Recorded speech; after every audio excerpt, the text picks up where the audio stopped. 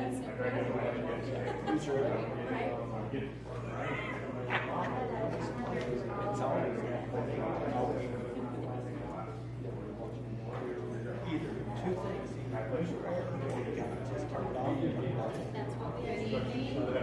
It is now 6 p.m. It's time to begin our Monday, August 14th, 2023, the Council Board of Education meeting. Steve, will you take the roll? Mr. Sossman? Mr. Johnson? Yes. Ms. Colbert? Yes. Mrs. Trinity? Yes. Mr. Fields? 2.1 and 2.2, flag salute by Mrs. Ashley Bragg and invocation by Mr. William Higgins.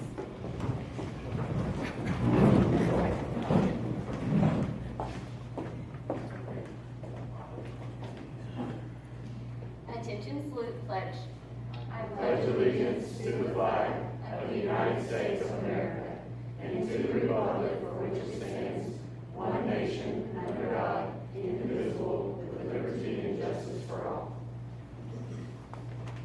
Would you bow with me? Dear Lord, we come with you tonight. I pray that you watch over us in this meeting. I ask that you would help us to do good business. We would just praise your name throughout this. I ask that you would watch over us this school year, that you would take care of our students, our teachers, and our staff, that you would lead us in the direction that you want us to go. Just help us to be safe and help us to be healthy. Just thank you for everything that you've given us and done for us. In Jesus' name I pray. Amen. Amen.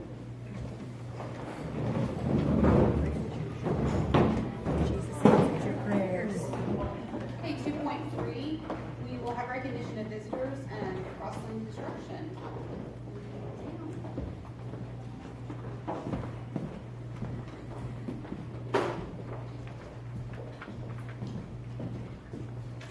Good afternoon. So, all done. You guys moved in. Hope everything's going well. We've kind of set up a punch list warranty process that I've emailed Casey and Ms. Miller and Paula and everybody about it. We have a few punch list items that we're tracking, some warranty stuff that we're starting to work on getting addressed now. So, one thing I'll kind of go over real quick is I just gave Ms. Miller the box of cards, but we gave everybody. There's 390, 400 of them in there. Essentially, the teachers can hold the camera, it's a QR code. It pops up with a job form, or a form. Asks 3 questions. Put your name in there, what room you're in, and what's the problem. That comes directly to Ronald and I, who will then immediately fix the issue.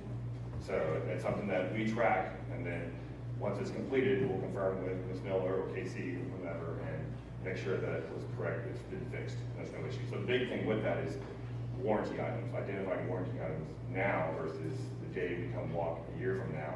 And it's like, oh yeah, this light hasn't been working for the past year. Well, a lot of that stuff, we don't know about it, we can't fix it. So we're trying to make it as easy and as streamlined as possible to get things fixed and get the best product to the school district. But you know, we can only fix what we know about. And so that's what we're trying to make it as easy as we can. So I gave Ms. Miller as well the PDF printout that she can print out and hang on the walls if we need to. So we're all about bringing it in and letting us see it. We can sift through it. Sometimes teachers from previous instances have emailed and submitted these tickets before. It's like, my wall's the wrong color. Like, that was the right color. You just wanted a different color. I'm sorry, I can't fix that. Call Casey. She'll take it. But no, this is kind of one of our last board meetings here, unless you guys would like to come back for any more in the future. We appreciate the opportunity that the district has given us to build this project, you know, and be a part of the community. So as you guys progress, we'd love to help out with anything else in the future, whether it's even just budgeting, a phone call. Every time we come down, we're definitely going to check in with everybody. You know, we build some great relationships, and that's one of CROSSLAND's biggest things. We build communities and then building relationships. So we keep that, and CROSSLAND kind of has this motto. It's like, yeah, we do have a 1-year warranty, but you call us anytime. We're going to come back and we're going to take care of things that we put in place. So, Ron, do you have anything you want to add? No, it was a great project. I was happy to be a part of it, and thank you guys for allowing us to grow with you guys. So there's no little things you mean, it's all. So yeah, I mean, we have a little bit of painting. Like Ron will be back out Wednesday. He'll be walking with the painters to touch up some walls, and there's little flooring things here and there that without. Big thing that we don't have completed is we added some seating on the north end of the gymnasium. And that'll be here in late October, early November. Okay. And so that's, plastic seating that's gonna sit on the north end that we were able to add back in to the project. So little things like that we kind of added in after the fact that, once you finish the job, you have X amount of funds left over, like we can do this now, we can do this. We got those incorporated. And there is some lead time as far as, production and making the seating, which is why it's not so far, but when they come in, immediately when they get in, they'll come straight here and we'll install them that same week. So that's like the big, probably the bigger items that we have. So there's little things like there's an RTU causing a fire alarm issue as far as there's a sensor that's going bad. So we're already tracking that. We're on the phone with fire alarm guys. We'll harass them again tomorrow, not getting on site and getting it fixed. But again, like if there's anything else that comes up that we miss, because when we walk it, you do our best to try and catch everything that you can. But that's what the importance of the warranty card is for, is things that we do miss in the classroom. Like we go through and check all the receptacles, try to make sure they all work. If they don't work, or if the breaker trips, we don't want to know about it. We want to get it fixed, and obviously not just get it fixed and get the receptacles working again, find out why, and then diagnose that, get that fixed. So that's the importance of it. It's like not just, oh, go turn the receptacle back on. That's why we figure that out. So big issues. I mean, everything else is done. Got COO for the city. State Fire Marshal came out and did an inspection on the 18th of July, and signed it 19th of July. Signed off on it, had no issues. We coordinated several times leading up to it with the State Fire Marshal to make sure that we knew the importance of the crunch time. If we didn't pass July 19th, it was going to be bad for really close. So we spent a lot of time. Scotty and Katie and Ronald spent a lot of time with the State Fire Marshal as far as inspections, double checking all the lights, flipping the fire alarm, making sure the strobes are going off, not just one time, but like every week up to the inspection. I think Scotty's even doing it the night before, just to make sure everything was right, that way there was no issues, and we didn't have any concern. Obviously, we're always scared when inspectors come out, just to we got it, especially when there's pressure, like we gotta be done, we gotta have this building ready for Casey's moving in tomorrow morning at 9 o'clock, we gotta be ready. So Scotty put a lot of time as far as making sure everything's right and done, that way there's no issues when those inspections came through. So outside of that, I can't think of anything. If I missed anything, Bob, just let us know. We'll get on it immediately. Does any of the board members have questions? Just say thank you so much. It looks great. We were there for the ribbon cutting, and thanks for your openness and honesty, and I think it went really well. And I know I talked to a teacher at Walmart the other day, and she was like, just thank you. She said, when I walked down those steps, she said, this is our building. And she said, I mean, she was just beaming and proud. She's one of the teachers there. So, yeah, and that's what we love to hear. So thank you so much, guys, for all your hard work. All right. Thank you, guys. Is Matt here? Right. Casey?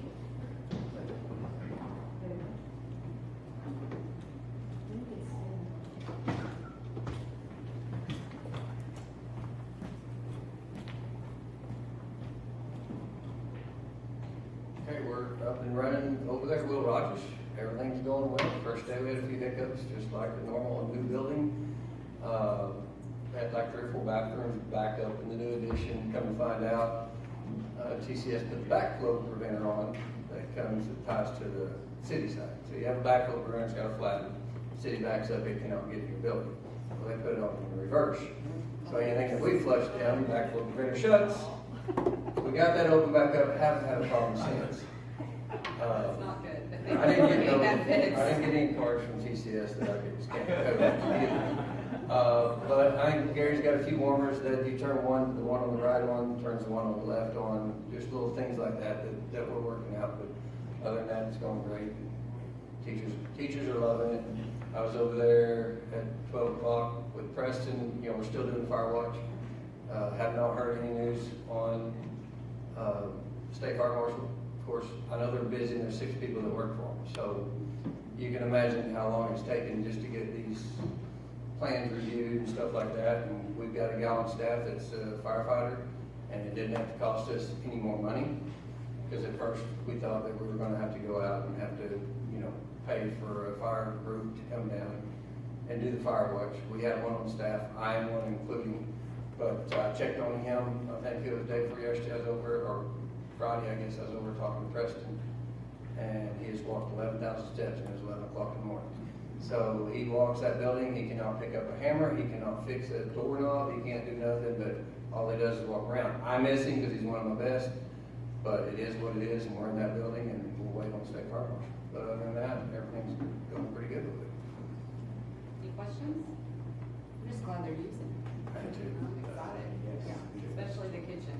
Yes. So, all right, well, thank you, Casey. Good, good. Okay, next we have MPS Special Services Department, Mrs. Kim Baxter.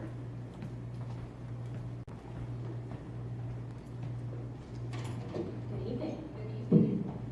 So I was asked to talk about special services. My little crew is not here today. Actually, it's a big crew.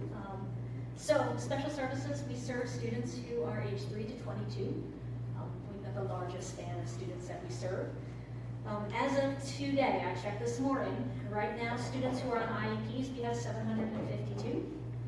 504s, we have 94 students. And those are on a health plan, we have over 80. That number often reaches close to 100 by the end of the school year. So we're a little less on that. As of right now, through those programs, we serve over 30% of the student body.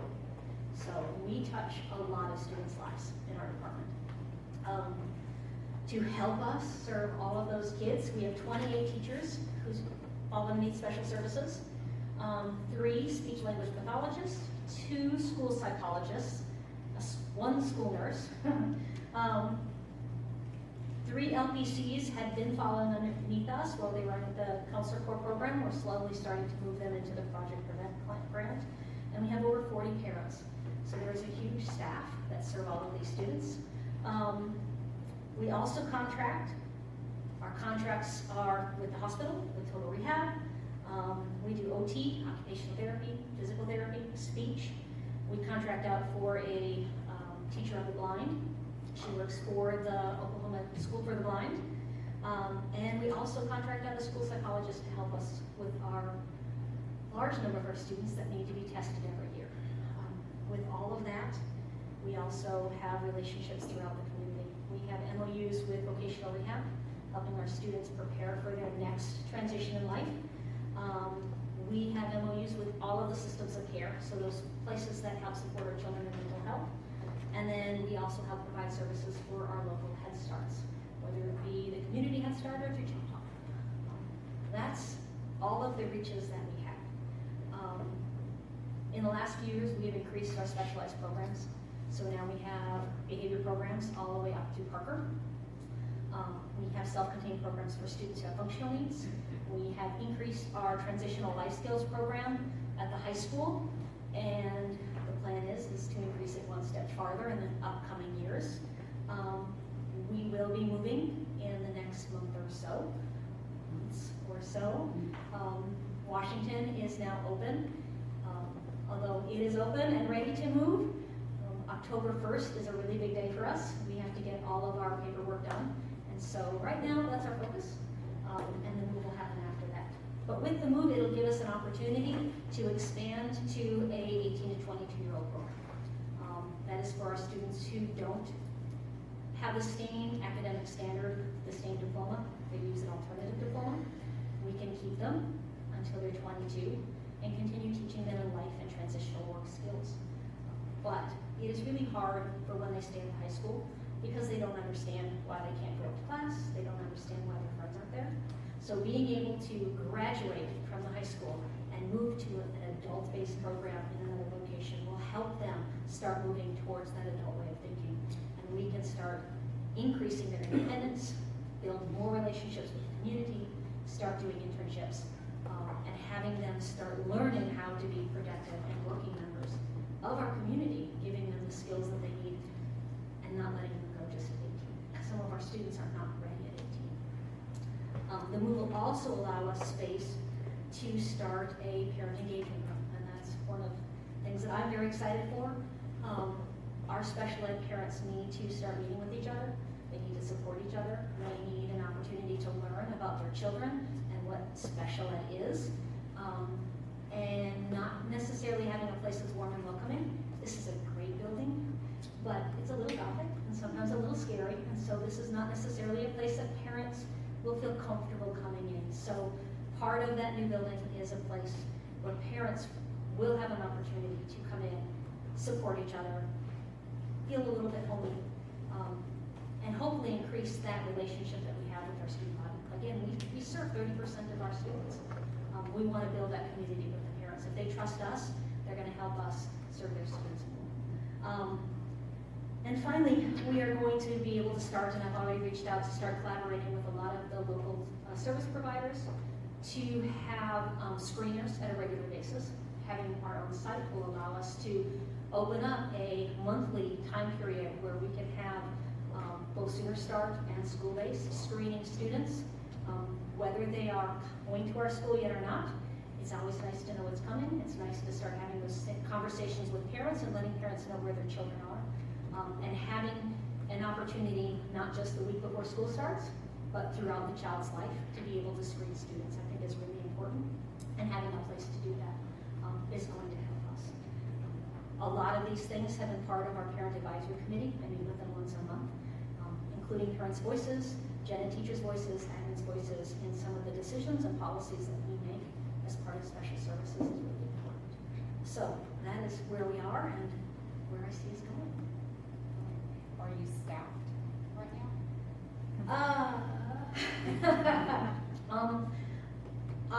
The contracts for SLPs are because we can't find speech language pathologists.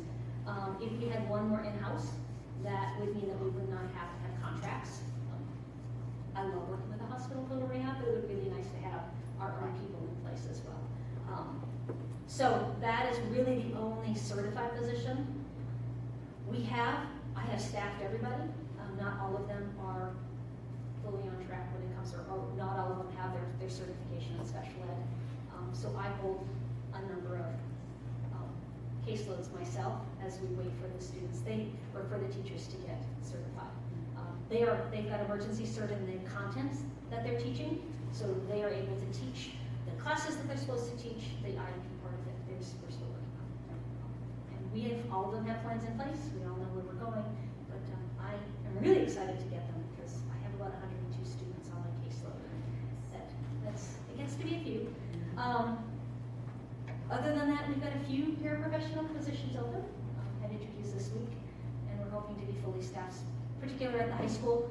That's where we're missing the most right now. I could use 3 more at the high school so that those students can start doing their community-based instruction. We can't do it without the full group of individuals just for safety. Does the board have any questions for Ms. Baxter? All right, thank you for what you do, Kim. Have a great year. Me too. Okay, moving on to 3 board reports, there are none. 4 superintendent reports and board discussion. 4.1 executive director of athletics report, Mr. James Singleton.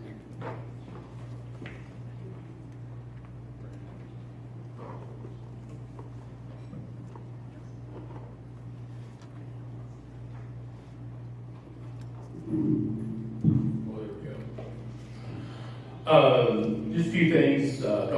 2 weeks ago was All-State Week, and our athletic department was well represented at the OCA All-State Week.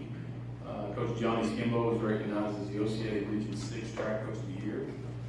Former volleyball coach, now our principal, Coach Lori Smith, was the East head coach in All-State volleyball. And then our head wrestling coach, Caleb Billy, was the East All-State coach as well in wrestling. As far as the in-season stuff, softball and volleyball is cranked up this past week. Football will be starting this Friday with a scrimmage hosting Wagner here. Volleyball last week opened up with a win in our new McAllister Activity Center, so that was exciting. And then also this past week, our head volleyball coach, Chris Burns, and head softball coach, Holly Journeyman, they had an opportunity to speak at the weekly Rotary Club meeting.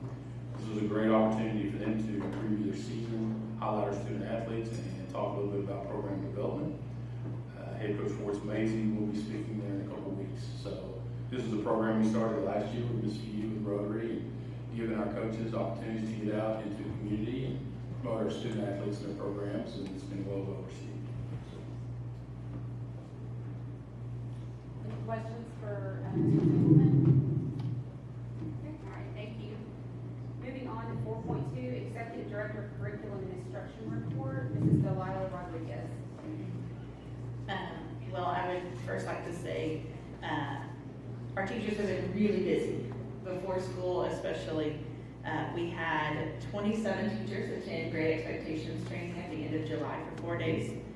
And we had, the whole district met one of our back to school days as a conference at the high school. And then on last Monday, we had over 125 core content teachers for science, social studies, English, language arts, and math that met together in vertical team meetings. And we had some of them tell us that's the first time that's ever happened, K through 12 in one room. Wide range there. We started with talking about state standards, and we came up with priority standards that were very important for each of the grades to make sure the students mastered before they moved on. So that way, in our system that we're trying to change versus looking at just our classrooms individually, we're trying to look at our system as a whole. So they were very excited to have that list of priority standards of what needs to be taught at what grade level and mastered. So the numbers that I sent you, if you noticed, we are well over 3,000 students right now.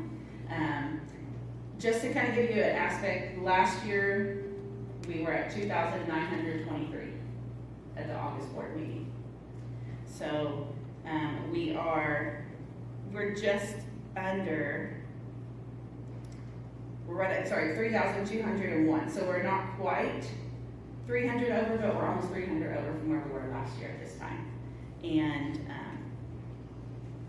some of the numbers have changed just slightly on yours. So I want to say I looked at the numbers today, and kindergarten is a little bit lower than it was last week. Thank goodness, because they are busting.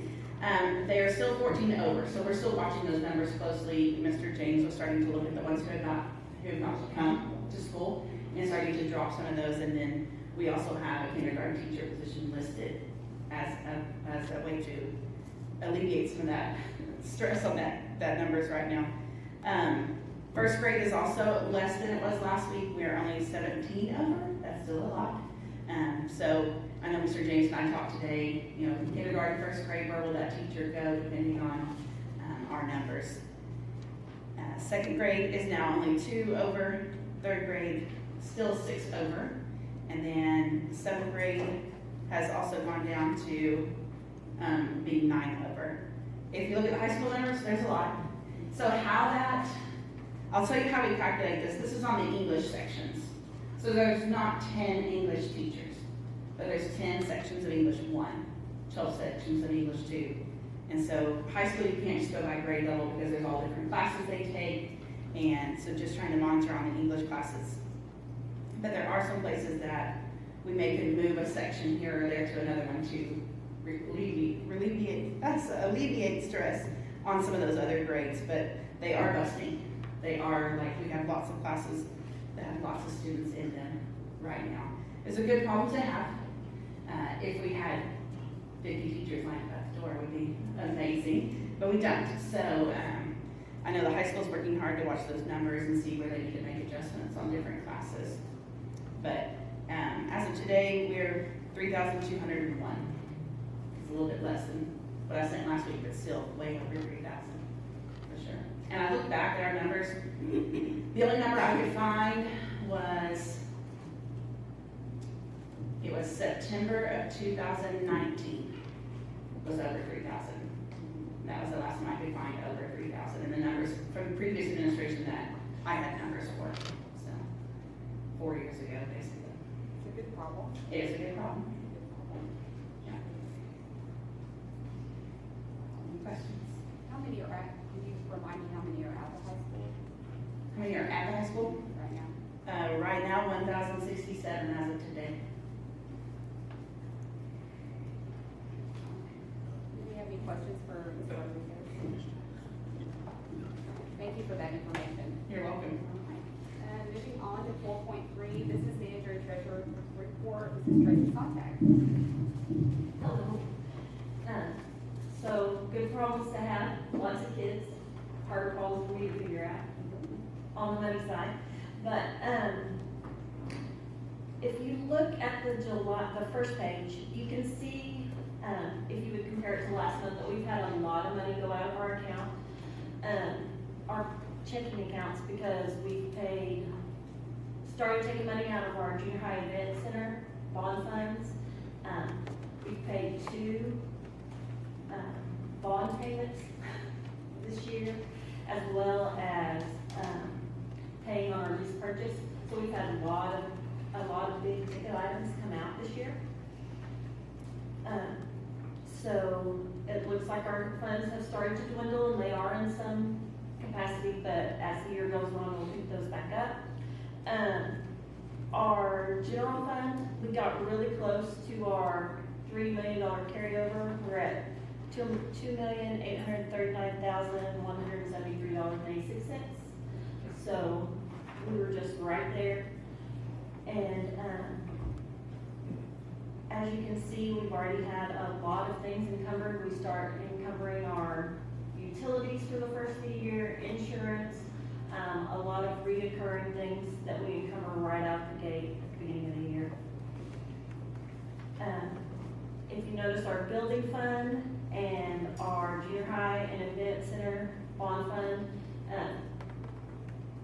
since our bond wasn't fully funded for the building and a lot of things were owner provided, that's why you see those two having to come down quite a bit as well. If you look on the next page, where it's the general revenue fund, you can see that on the bottom, we've already started receiving part of our prior year state and federal funds. We close out this in the next 2 weeks, and so there'll be one more payment coming for prior year funds on some of those funds. This is the last year for COVID money, so we have money left in 795, not near the $5 million that we had last year this time, more like 800,000. So, and a lot of that money's already committed to projects that we have going on. So we will be expending the rest of those funds so that they can be claimed at the end of the year. And then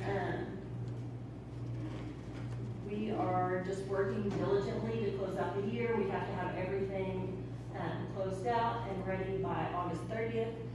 You'll see there'll be a little bit of corrections in the fund balance just because we're still working on corrections from the prior year of funds that were expended and closing out purchase orders and checks that might not have been used during the year. So, does anybody have any questions? Does anyone have any questions for Ms. Sontag? Moving on now to 4.4, Deputy Superintendent Report. This is Paula Meadows. We did have we got a letter about accreditation and talking about all the different sites, and I just wanted to explain, we were listed with a deficiency at the high school, and this is a teacher who's a certified teacher, but not in the area that the classes she was teaching. So could have adjuncted that teacher and we wouldn't have seen this deficiency. So we're making sure that we've got everybody either adjunct or emergency certified like they need to be this year. This teacher is no longer with us. She left at the end of the school year. So that's not an issue for us now, but that's what that was about. Does anybody have any questions for Mrs. Meadows? Okay, moving on to 4.5, Superintendent's Report, Dr. Robert Steeber.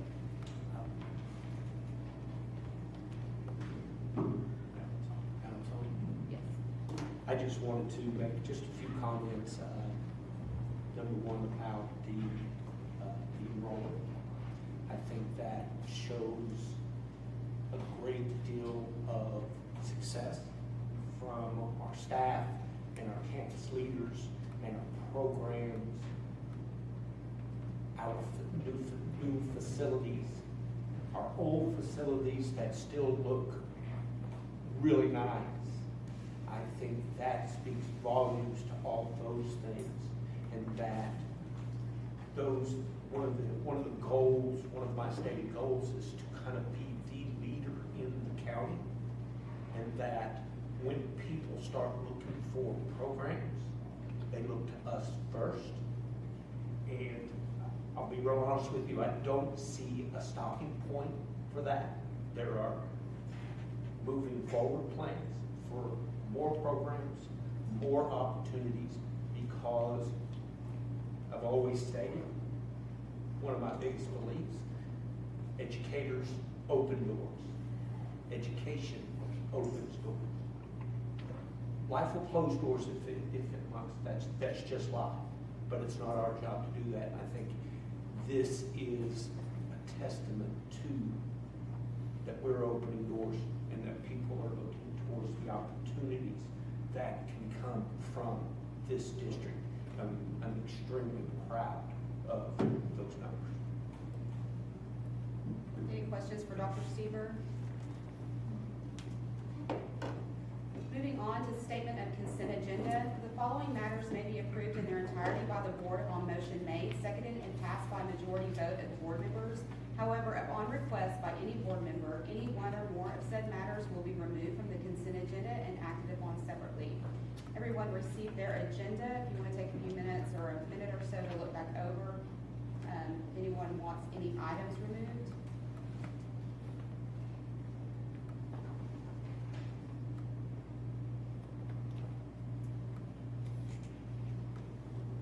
If they're not, I will make a motion to approve the consent agenda in its entirety. Do I have a second?